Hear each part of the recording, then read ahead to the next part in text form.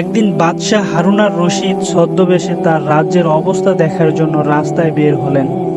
তিনি সাধারণ মানুষের সঙ্গে মিশতে ভালোবাসতেন এবং তাদের দুঃখ দুর্দশা নিজের চোখে দেখতে চেয়েছিলেন। কিছু দূর হাঁটার পরে তিনি একটি অন্ধ ভিখারিকে দেখতে পেলেন, যিনি রাস্তার ধারে বসেছিলেন এবং সাহায্যের জন্য মানুষকে ডাকছিলেন। বাদশাহ তার পাশে দাঁড়িয়ে কিছুক্ষণ দেখলেন। ভিখারি বারবার হাত বাড়িয়ে সাহায্য চাইছিল, কিন্তু কেউ তাকে সাহায্য করছিল না।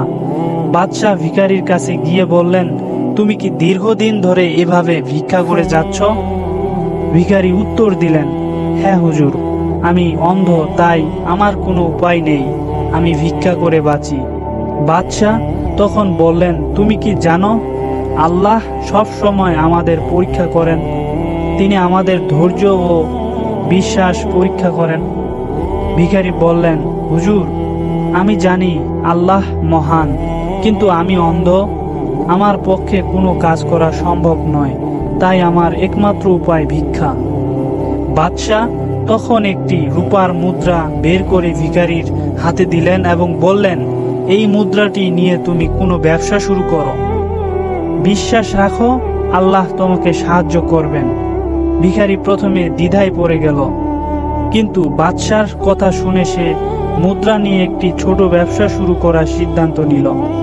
কিছুদিন পর সেই অন্ধ ভিখারি ছোটখাটো ব্যবসা শুরু করলো এবং ধীরে ধীরে সফল হতে লাগলো।